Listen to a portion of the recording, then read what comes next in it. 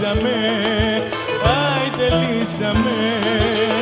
Μέσα έξω η προπέλα προχωρήσαμε, αχ αφήσαμε.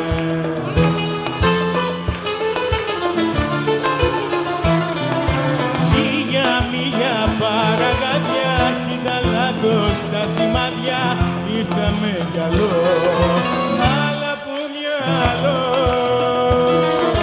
Το κράσι και η φουρτούνα θα παντάρουμε τη σκούνα, αχ αυτή ψαρού πάει στα κουντούρου.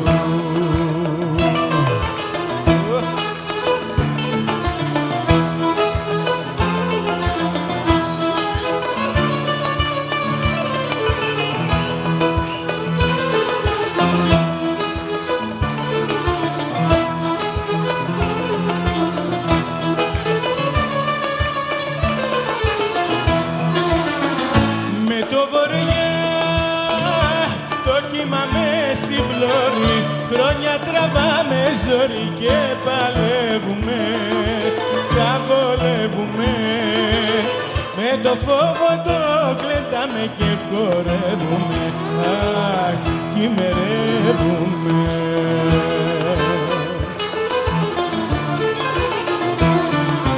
Χίλια μίλια παραγάδια βγήκαν λάθος τα σημάδια, ήρθαμε γυαλό, αλλά που μυαλό.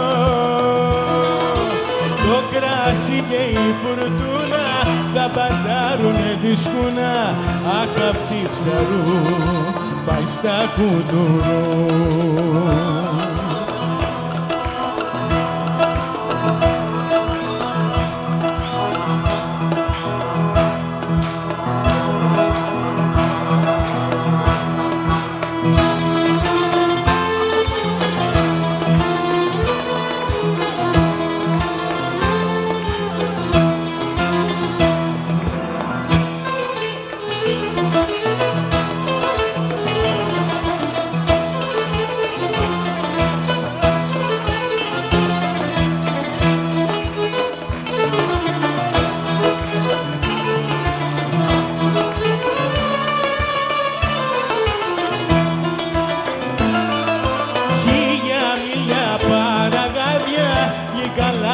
Στα σημάδια ήρθαμε γυαλό, αλλά που μυαλό. Το κράσι και η φουρτούνα θα πατάρουνε τη σκούνα, αχ αυτή ψαρού πάει στα κουντουρού.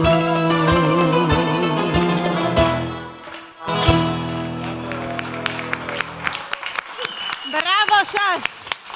Χριστάκης Αναστασίου, κυρίες και κύριοι, και με την ποντιακή του λύρα ο Πάνος Ηλιάδης, καλωσορίσατε στην παραδοσιακή βραδιά.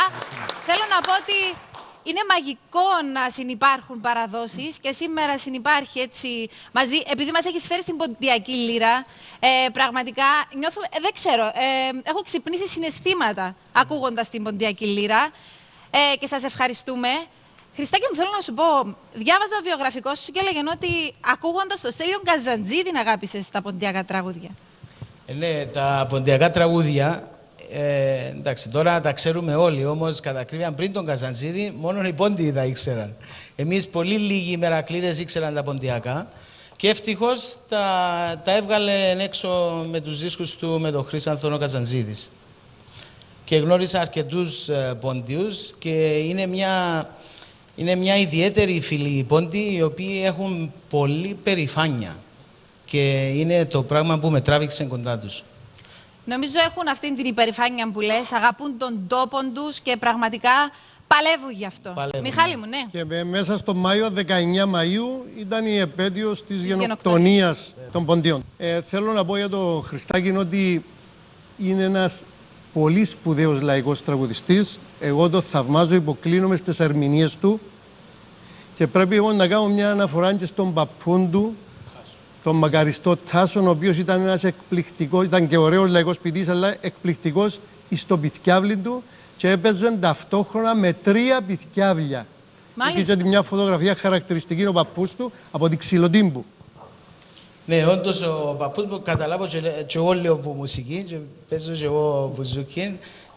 Στον αυλό δεν είχαμε την ευκαιρία να τον ακούσουμε στο ΡΙΚ, νομίζω 1-2 φορές το 80.